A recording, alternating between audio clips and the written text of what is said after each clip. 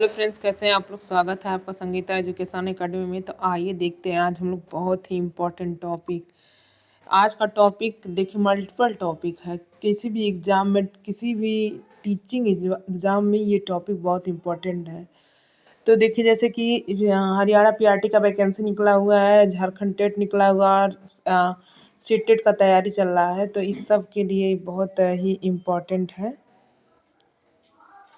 तो आज के टॉपिक को बहुत ही महत्वपूर्ण टॉपिक समझ के पढ़िएगा, और अगर ये वीडियो पूरा अच्छे से बिना स्किप किए बढ़िया से देख लेते हैं और समझ लेते हैं, और दोबारा केवल एक बार और देख लीजिएगा, तो तीसरी बार पढ़ने की ज़रूरत नहीं पड़ेगी। देखिए, शिक्षा का अधिकार अधिनियम आरटीई एक्ट 2009 बहुत इम्पॉर्टेंट है। आरटीई एक्ट 2009 शिक्षा का अधिकार अधिनियम बहुत ही इम्पॉर्टेंट है। इस टॉपिक को वेरी वेरी इम्पॉर्टेंट कर लीजिए दोस्तों। तो देखिए, आरटीई एक्ट कहता क्या है, शुरुआत करते हैं हम लोग। देखिए, वर्ष 2002 में, ये देखिए बेसिक नॉलेज है, जो पहले आप लोग को बेसिक से, बिल्कुल बेसिक से शुरुआत करेंगे। आगे चल के कुछ धाराएं पढ़ना है, कुछ इसके इम्पोर्टेंट फैक्ट पढ़ने हैं, और कुछ ऐसे भी लास्ट में मिलेंगे जो एग्जाम में रिपीटेड क्वेश्चन की तरह रहेगा। तो शुरुआत करते हैं।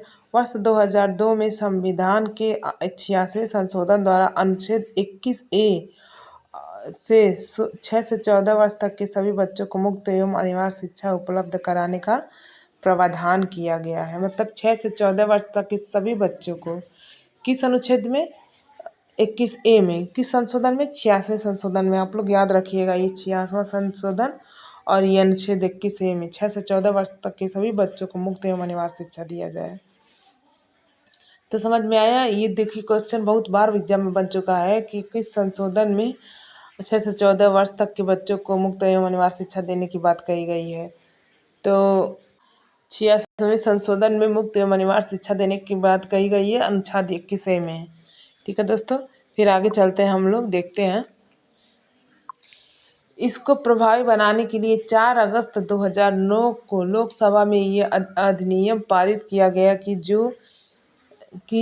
जो 1 अप्रैल 2010 से पूरे देश में लागू हो गया। जो 1 अप्रैल, पूरे, ये डेट आप लोग याद रखिएगा, मोस्ट इम्पॉर्टेंट डेट 1 अप्रैल 2010। पूछता है, बहुत बार पूछता है कि देखिए 2009 में तो इसका एक योजना बना, लेकिन ये लागू कब किया गया है, 1 अप्रैल 2010 को। तो बहुत बार एग्जाम में पूछ चुका है क्वेश्चन कि आरटीई एक्ट 2009 कब लागू किया गया, 1 अप्रैल 2010 को। देखिए, इसमें कंफ्यूज मत होइए, बहुत सारे बच्चे 2009 लगा के आते हैं और क्वेश्चन का गलत हो जाता है। तो 1 अप्रैल 2010 ये डेट याद रखिएगा, बहुत ही इंपॉर्टेंट 10। तो देखिए, धारा 12 क्या कहता है। आरटीई 2009 के अनुसार प्राइवेट या निजी स्कूलों में कितने प्रतिशत सीटें गरीब विद्यार्थियों के लिए आरक्षित होंगे। मतलब आरटीई एक्ट कहता है कि प्राइवेट या निजी विद्यालय में गरीब बच्चों के लिए 25% सीट आरक्षित होना चाहिए, ताकि गरीब बच्चे भी जाके वहाँ एडमिशन ले सकें। ठीक है, फिर आगे देखते हैं क्या कहता है। ऐसे बच्चों के सफल समावेशन के लिए एक अध्यापक को सम्यता पर आधारित पेडागोजी का प्रयोग करना चाहिए। मतलब ऐसे बच्चों को सफल समावेशन देने के लिए अध्यापक को सम्यता एवं पेडागोजी आधारित क्वेश्चन का प्रयोग करना चाहिए। उनको पेडागोजी आधारित समझ के आधारित उनको पढ़ाना चाहिए। फिर धारा 13 क्या कहता है। प्रति व्यक्ति शुल्क लेने पर शुल्क का जुर्माना देना पड़ेगा। देखिए, प्रति व्यक्ति शुल्क क्या होता है। प्रति व्यक्ति शुल्क डोनेशन होता है। बहुत सारे स्कूलों में अगर उनका फीस है 10,000, तो वो कहेंगे लोग कि पहले हमको डोनेशन दो 20,000, 50,000, 1 लाख, तब तुम्हारा एडमिशन उस कॉलेज में होगा। तो प्रति व्यक्ति शुल्क लेने पर जुर्माना देना पड़ जाएगा उनको। धारा 13 का था। ये धारा याद रखिएगा, किस धारा में कौन सी बात कही गई है, यही इसका इम्पोर्टेंट फैक्ट है। तो धारा 13 में कहा गया है प्रति व्यक्ति शुल्क लेने पर जुर्माना देना पड़ेगा। फिर अगला क्वेश्चन है, अगला पॉइंट है। धारा 14 क्या कह रहा है, देखते हैं। किसी भी बालक के पास एज प्रूफ ना होने की स्थिति में विद्यालय में प्रवेश लेने से इनकार नहीं किया जा सकता। जैसे कि देखिए, आजकल तो स्कूल वाले बहुत सारे धंधा बना लिए हैं कि एक बिजनेस के तौर पे कर दिए हैं कि एज प्रूफ लाओ, माता पिता का टेस्ट करो, तब बच्चों को आगे चल के हम लोग ये इस टॉपिक माता पिता के टेस्ट के टॉपिक पर पढ़ते हैं। फिलहाल ये देखिए, एज प्रूफ, अगर बच्चे का डेट ऑफ बर्थ नहीं है, उसका उसका जन्म प्रमाण पत्र नहीं है, तो उसको स्कूल में प्रवेश लेने से उसको वर्जित नहीं किया जाएगा। अगर इस तरह से करेंगे तो सजा मिल जाएगा। देखिए RTE एक्ट 2009 बच्चों को सर्वश्रेष्ठ माना, NAP NCF ये सब बच्चों को सर्वश्रेष्ठ माना गया है। इसमें अध्यापक बच्चों से नीचे अगर बच्चों पे कोई भी उंगली उठाता है तो उसको सजा हो जाएगा। बच्चों को इतना अधिकार है कि वो अपनी आवाज़ उठा सकते हैं। तो विद्यालय में एज प्रूफ नहीं लेगा। अगर एज प्रूफ की वजह से विद्यालय में बच्चे को प्रवेश लेने से वर्जित किया जाएगा तो उनको सजा भी मिल सकती है। ठीक है, फिर अगला देखते हैं हम लोग। धारा 15 क्या कहता है? बच्चों को हर साल हर हर सॉरी बच्चों को हर हाल में एडमिशन लेना, चाहे वह शैक्षणिक वर्ष के आरंभ के या बीच में हो। मतलब कहने का मतलब ये है, धारा 15 ये कह रहा है कि बच्चों का हर हाल में एडमिशन लेना है, चाहे वो शैक्षणिक मतलब जैसे कि चाहे वो शैक्षणिक मतलब क्लास आप लोग का स्टार्ट हो गया है, 3 से 4 महीने चल चुके हैं, आरंभ में हो या बीच में हो, क्लास आप लोग का कोर्स 4 महीने का ख़त्म हो गया। अगर बच्चा एडमिशन लेने आता है तो अध्यापक को एडमिशन लेना पड़ेगा, उनको मना नहीं करना होगा। चाहे वो सत्र के शुरुआत में आए या बीच में आए, लास्ट में उनको एडमिशन लेना ही लेना है। किसी भी अवस्था में बच्चों को एडमिशन से मना नहीं करना है, धारा 15 कहता है। फिर धारा 16 क्या कह रहा है देख लेते हैं। विद्यार्थी को ना तो कक्षा में फेल किया जाए और ना ही विद्यालय से निकाला जाए। RTE एक्ट 2009 कहता है कि विद्यार्थी को कक्षा में फेल नहीं कर सकते किसी कीमत पे, और ना ही उन्हें विद्यालय से निकाला जाए, ना ही उन्हें विद्यालय से निकाला जाए। कहता है कि एक कमेटी आई थी, उसमें कहा गया कि अगर बच्चा फेल हो जा रहा है तो उसको 2 महीने बाद फिर एग्ज़ाम लो, और जो 2 महीने का समय है उसको फिर रिसाइकिल करो। मतलब कि उस चीज़ों को फिर से पढ़ाओ, अनुभव कराओ, प्रैक्टिस कराओ, फिर उसका 2 महीने बाद एग्ज़ाम लो। लेकिन फेल नहीं करना है, किसी भी सूरत में उसको फेल नहीं करना है, उसको विद्यालय से बाहर नहीं करना है। ठीक है, धारा 16 कहती है। फिर अगला अगला धारा देखें क्या कह रही है। धारा 17, बच्चों को शारीरिक दंड फिजिकल पनिशमेंट देना और प्रताड़ित करना मना है जी। अब ये फिगर देख के दोस्तों आप लोग को अपने समय का याद आ गया होगा। जब हम लोग का समय चल रहा था तो लड़कियों को धूप में निकाल के दोनों हाथ ऊपर कर दिया जाता था और लड़कों को मुर्गा बना दिया जाता था। आप लोग को अपना दिन याद आ रहा होगा। तो देखिए, इस तरह अब कुछ नहीं हो सकता। अगर बच्चों को पनिशमेंट या शारीरिक प्रताड़िता, मानसिक प्रताड़िता कुछ भी दिया जा रहा है तो टीचर को सजा दे दिया जा सकता है। बच्चे आवाज़ उठाएंगे, टीचर फंस जाएंगे, इनको जेल जाना पड़ सकता है। तो किसी भी बच्चे को किसी भी सूरत में सजा नहीं देना है। चाहे वो गलती भले का बार बार गलती कर रहा है, आप उसको बार बार समझाइए, बार बार सिखाइए, लेकिन आपको सजा नहीं देना है। बच्चे को मारना नहीं है, बच्चे को धूप में नहीं करना है, बच्चे को मुर्गा मुर्गी नहीं बनाना है, तो बच्चे को बेंच पे नहीं खड़ना है। मतलब किसी भी तरह से बच्चों को फिजिकल पनिशमेंट नहीं देना है। ठीक है, आई बात समझ में। फिर आगे देखते हैं, आगे धारा 24 क्या कह रहा है। 24 कह रहा है शिक्षक के कर्तव्य। देखिए, छात्रों के प्रति, स्कूल के प्रति, पेरेंट्स के प्रति शिक्षक का क्या कर्तव्य है।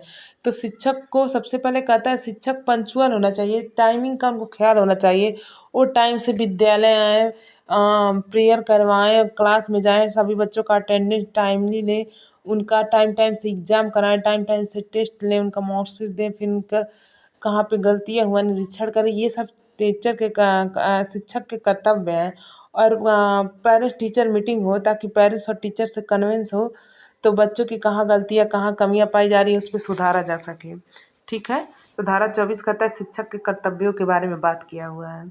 फिर धारा 27 है, RTE 2009 के अनुसार शिक्षक को गैर शैक्षिक कार्यों में नहीं लगाया जा सकता।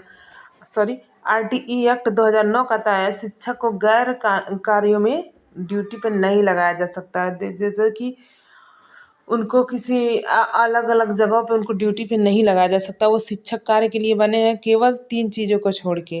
कौन कौन सा? जनगणना, चुनाव और आपदा प्रबंधन। मतलब देखिए कि जैसे कि चुनाव में टीचर की ड्यूटी लग जाती है, देखिए जैसे यहाँ पे, और जनगणना में लगा हुआ है। आपदा प्रबंधन, जैसे कोरोना भी चल रहा था तो वहाँ पे बहुत सारे टीचरों की ड्यूटी लगी थी। तो इस तरह से कोई आपदा प्रबंधन, अचानक में कोई घटना घट जाती तो वहाँ पे ड्यूटी लग सकती है। इसके इन तीनों के अलावा और कहीं भी टीचर की ड्यूटी नहीं लगा सकती, साफ साफ एनसीएफ 2005 कहता है।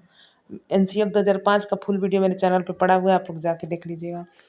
तो अब आई बात समझ में, धारा 27 क्या कहते हैं, मतलब आ, आ, आ, किसी भी गैर कार्यों में, गैर शैक्षणिक कार्यों में टीचर की ड्यूटी नहीं लगाई जा सकती। फिर आगे देखते हैं क्या कहता है। RTE 2009 के अनुसार प्राथमिक कक्षाओं के छात्र एवं टीचर का अनुपात कितना चाहिए। मोस्ट इम्पॉर्टेंट, आप यहाँ से जितने भी पॉइंट हम लोग पढ़ेंगे ये सब एग्जाम में बार बार क्वेश्चन पूछा गया है, तो इसको आप लोग बिल्कुल भी सीरियस होकर पढ़िएगा और क्या कह रहा है कि एक चीज़ याद ध्यान देते चलिएगा। इस सीटेट में एक क्वेश्चन बहुत बार पूछ चुका है। RTE 2009 के अनुसार प्राथमिक कक्षा में छात्र एवं टीचर का अनुपात कितना होना चाहिए, 30:1 होना चाहिए। मतलब अगर 30 बच्चे हैं कक्षा में तो उस पर एक टीचर होना चाहिए, ठीक है। फिर RTE 2009 के अनुसार उच्च प्राथमिक स्तर पर छात्र एवं शिक्षक का अनुपात कितना होना चाहिए, 35:1 होना चाहिए। आप लोग ध्यान रखिएगा, उच्च प्राथमिक पे 35:1 और प्राथमिक पे 30:1। ये सब जितने भी पॉइंट हम लोग पढ़ेंगे सब एग्जाम में पूछा हुआ है, बार बार पूछा हुआ है, तो हम लोग ध्यान से इसको देखते चलेंगे। RTE 2009 के अनुसार 1 से 8 तक यदि प्रवेश दिए गए छात्रों की संख्या 200 से अधिक होती है तो विद्यार्थियों एवं शिक्षक का अनुपात 40:1 होगा। अगर मान लीजिए 1 से 8 तक के बच्चों की 200 से अधिक संख्या बढ़ गई तो छात्र टीचर अनुपात कितना हो जाएगा, 40:1, ठीक है। फिर है, यदि प्राथमिक स्तर पर 150 बच्चों से अधिक हो तो इसके लिए एक प्रधानाध्यापक और 5 शिक्षक होने का प्रावधान है। मतलब कि अगर एक प्राथमिक 1 से 5 तक के बच्चों में 150 बच्चे हैं एडमिशन के बाद, तो उस पर एक प्रधानाध्यापक और 5 शिक्षक का होना अनिवार्य है। फिर है, RTE 2009 के अनुसार एक शिक्षक को सप्ताह में न्यूनतम 45 घंटे काम होते हैं। वेरी इंपॉर्टेंट, यही तो बार बार पूछता है, ये बहुत बार पूछा गया है कि RTE एक्ट 2009 के अनुसार एक सप्ताह में शिक्षक को कितने घंटे काम करने के लिए मिलता है, तो 45 घंटे मिलता है। ये वेरी वेरी इंपॉर्टेंट कर लीजिए इस पॉइंट को दोस्तों, क्योंकि ये सबसे ज़्यादा बार यही पूछा गया है। फिर अगला है, RTE 2009 के अनुसार प्राथमिक स्तर पर न्यूनतम शैक्षणिक घंटे और कार्य दिवस 800 घंटे और 200 दिन होता है। मतलब प्राथमिक स्तर पर न्यूनतम शैक्षणिक घंटे और कार्य दिवस कितने होते हैं, ये सब एग्जाम में पूछा हुआ पॉइंट है जितने भी है, तो 800 घंटे होते हैं और 200 दिन होते हैं शैक्षणिक कार्यों के लिए, ठीक है। फिर है, 2000 RTE एक्ट 2009 के अनुसार उच्च प्राथमिक स्तर पर न्यूनतम शैक्षणिक घंटे और कार्य दिवस 1000 घंटे और 220 दिन कार्य होना चाहिए, ठीक है। फिर RTE एक्ट 2009 के अनुसार 8 तक के बच्चों को निष्कासित नहीं किया जा सकता। जी बिल्कुल, अभी हम आपको बताए ना कि किसी भी सूरत में बच्चे को स्कूल से बाहर नहीं निकालना है, उसको फेल नहीं करना। अगर वो फेल होता है तो फिर उसको 2 महीने बाद एग्ज़ाम लीजिए और 2 महीने जो टाइम मिलता है आप लोगों को, उसको खूब पढ़ाइए, समझाइए, उसका टेस्ट लीजिए, उसका मूल्यांकन कीजिए, तब जाके फिर उसको दो महीने बाद उसका एग्ज़ाम लीजिए। लेकिन फेल नहीं करना है, स्कूल से उसे निष्कासित नहीं करना है। आई बात समझ में। फिर अगला पॉइंट है, RTE 2009 के अनुसार कक्षा 8 तक के छात्रों को उनकी मातृभाषा में शिक्षा दिया जाना चाहिए। जी बिल्कुल, यही इम्पोर्टेंट है, ये बहुत बार पूछ चुका है, सेटेड में बहुत बार पूछ चुका है कि कक्षा 8 तक के विद्यार्थियों को किस भाषा में शिक्षण कार्य कराना चाहिए, तो मातृभाषा, मदर टंग। देखिए जैसे कि हमारी मातृभाषा हिंदी है तो हम तो हिंदी में, लेकिन आप लोग जहाँ जहाँ से होंगे आप लोग की मातृभाषा में कक्षा 8 तक का शिक्षण कराना है, मातृभाषा में, मदर टंग में, ठीक है। फिर अगला देख लेते हैं हम लोग, RTE 2009 के अनुसार 1 से 5 तक के छात्रों को विद्यालय से घर की दूरी कितनी होनी चाहिए, 1 किलोमीटर, ठीक है। RTE 2009 के अनुसार विशेष आवश्यकता वाले बच्चे को समावेशी शिक्षा की व्यवस्था दी जानी चाहिए। वेरी वेरी इंपॉर्टेंट, ये पॉइंट लगाइएगा। विशेष आवश्यकता वाले बच्चे मतलब दिव्यांग बच्चे, तो उनको किस तरह की शिक्षा देनी चाहिए, समावेशी शिक्षा, इंक्लूसिव एजुकेशन, ताकि सभी बच्चे समानता से एक साथ बैठ के पढ़े, किसी भी बच्चे में भेदभाव नहीं करना है, सब बच्चों को एक साथ पढ़ाना है, एक सामान्य शिक्षा देना है। तो RTE एक्ट 2009 के अनुसार कहता है कि विशेष आवश्यकता वाले बच्चों को समावेशी शिक्षा की व्यवस्था की जानी चाहिए।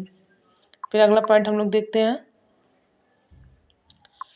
आरटीई एक्ट 2009 के अनुसार दिव्यांग बच्चों को 18 वर्ष तक की मुफ्त, देखिए 6 से 14 वर्ष तक को तो सभी बच्चों को शिक्षा देना है, लेकिन दिव्यांग बच्चों को 18 वर्ष तक मुफ्त शिक्षा दिया जाना चाहिए। ठीक है, तो देखिए अब तक जितना हम लोग पढ़ लिए आरटीई एक्ट में, इससे बाहर कुछ नहीं पूछेगा दोस्तों। और पूरा पोथा पढ़ेंगे तो आप लोग पढ़ते रह जाएंगे। हम देखिए आप लोग को एकदम सटीक लाए हैं, इससे बाहर कुछ पूछेगा नहीं। तो आप लोग इसी को एक बार और रिपीट करके देख लीजिएगा। और वीडियो अच्छा लगे तो लाइक कर दीजिएगा। जो लोग चैनल पे नया है चैनल को सब्सक्राइब कर लीजिएगा ऐसी वीडियो पाने के लिए। Thank you for watching.